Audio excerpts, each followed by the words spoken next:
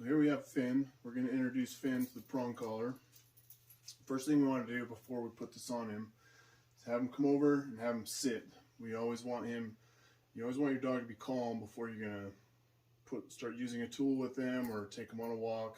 It sets the tone that this is going to be a calm walk, not going to be out running around crazy pulling on us. So Finn, come here. Sit. Okay, so I'm going to put this on. I'm going to put it on high and tight. Right behind the ears, right behind the jawline. See, it's nice and high.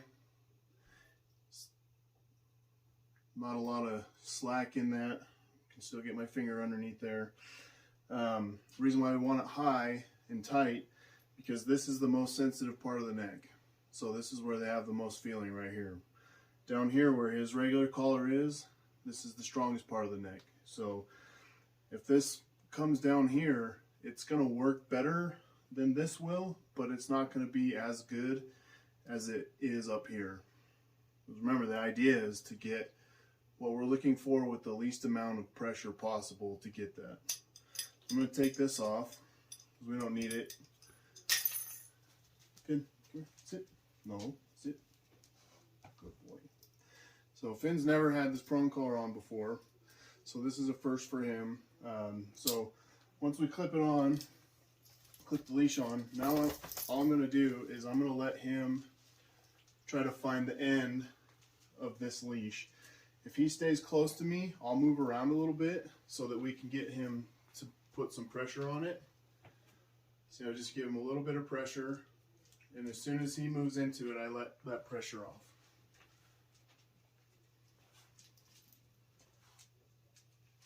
Just move around, try to get him to put that pressure on so that we can put that little bit of pressure on, so that once he feels that pressure and he moves back towards me, he starts to understand that that pressure is the correction, and the way to get rid of that is to move back towards me.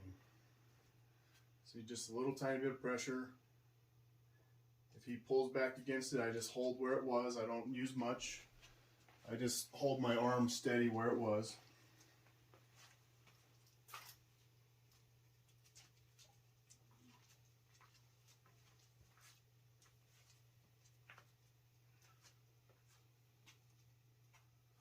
Just slight. See, I'm just using one finger to even hang the leash on.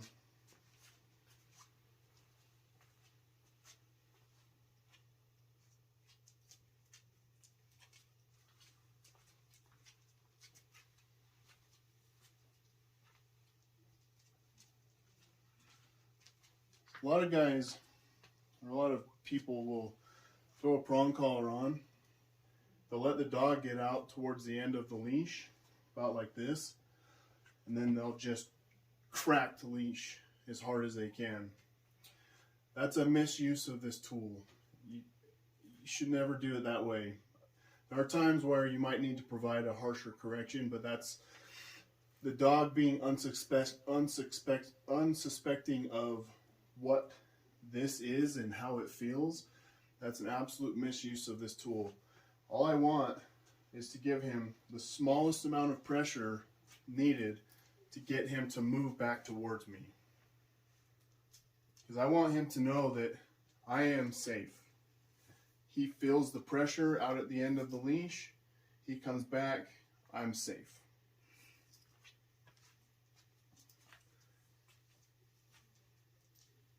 Then what we're also teaching him to do is to follow our movement, which that's the ultimate goal, is we want him to pay attention to where I am. We want Finn to know where I am.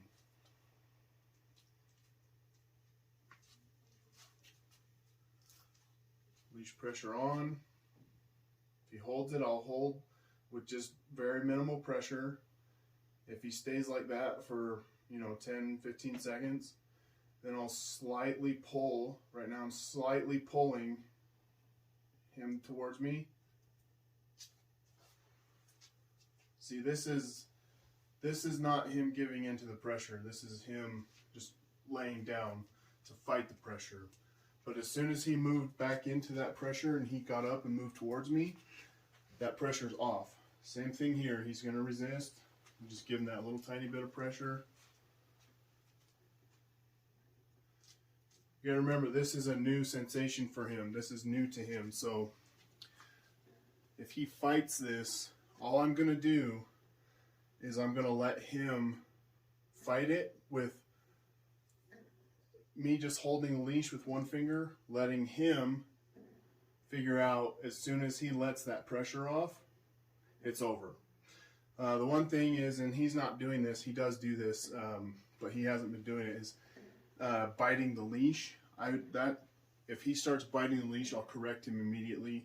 Usually I have to just poke him in the neck, tell him no, to get their mind to snap out of that biting the leash state. Reason why I don't like them to bite the leash is, one, it's showing an instability in their fighting that, and two is that, I mean, these things cost money, and I've worked with a lot of clients that, I mean, they buy a new leash every month because the dog starts pulling, they pull back, and then they just chew through the leash. So we don't want to be wasting money on things that we don't need to be wasting money on. And as you do this, just move around. It doesn't take much. Another thing I want to point out too is, I'm in my basement right now. There's no distractions down here. It's quiet. It's just me and him. The reason why that is because with this being a new tool being introduced to him, I don't want him having distractions to go after, because I want him to understand that the leash pressure comes on and then he moves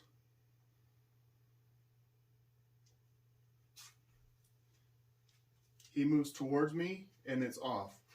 If you have distractions, his brain is at a higher state of mind, like he's in an excited state of mind. So it takes a lot more pressure, especially while you're introducing something to them, to get them to recognize the actual pressure. So it takes a lot more to actually get them to respond to it. See, this is just, we got finger and a thumb holding that. I'll let him hold that for 10-15 seconds. If he doesn't move towards me, all I'm going to do is I'm going to apply a little more pressure, and then boom, he gives in.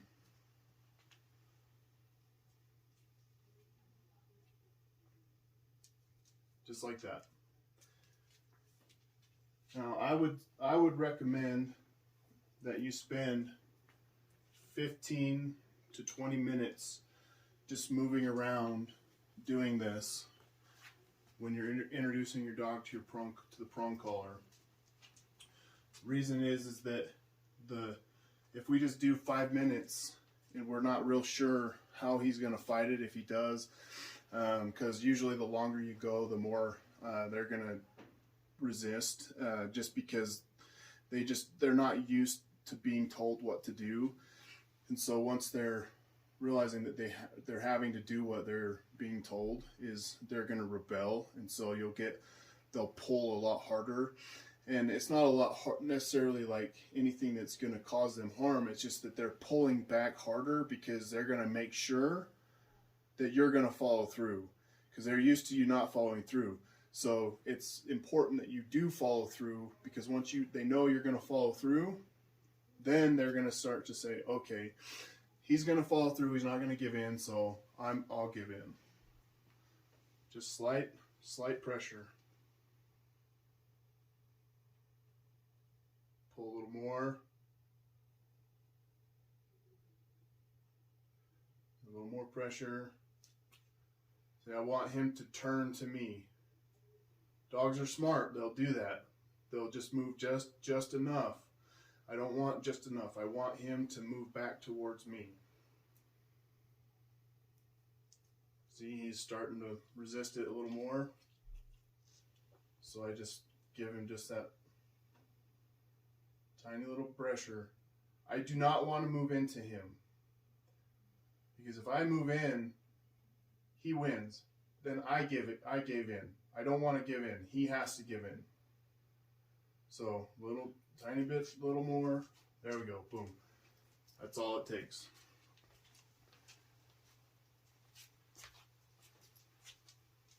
Some dogs, you'll throw this on them, and they're immediately finding the end of the leash, which is great. That makes them easier to work, like easier to introduce it to them, because you don't have to move around so much to try to put the pressure on yourself. But however the job needs to be done, you got to get the job done. So 15-20 minutes to do this. Take a 30-minute, an hour break. Do it again with no distraction, and then you can move into a slightly more distracted area, somewhere where the dog is going to have things to look at to grab its attention, but not something. Let's say that he wants to go after cars.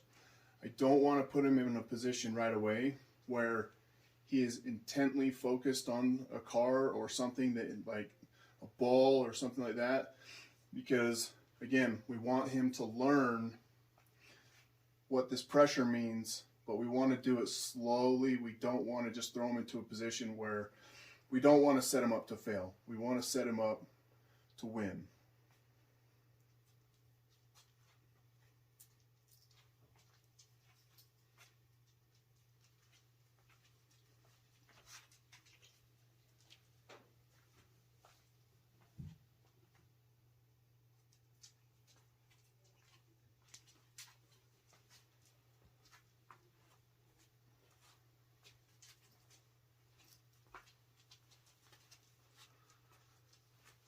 See, he's starting to understand where I go, where I move. He's paying attention to, because that way he knows, he's starting to know that that pressure is all directed back towards me. And as soon as it turns off, he's come back to me, and he's redirected his attention back to me. So he knows if I just follow him, I'm not going to really get that pressure put on me.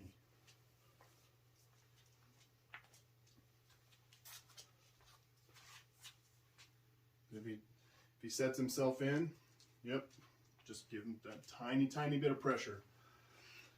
Remember, the least amount possible to get the desired result. It's not about forcing him with brute force to do this. Really, this is him giving in to this pressure on his own. Just like that. And same thing with taking the prong collar off or any tool. You want them to be calm. So, Finn, sit. Sit, buddy. Oh boy. Nice and calm. If they're calm, go ahead and pop it off.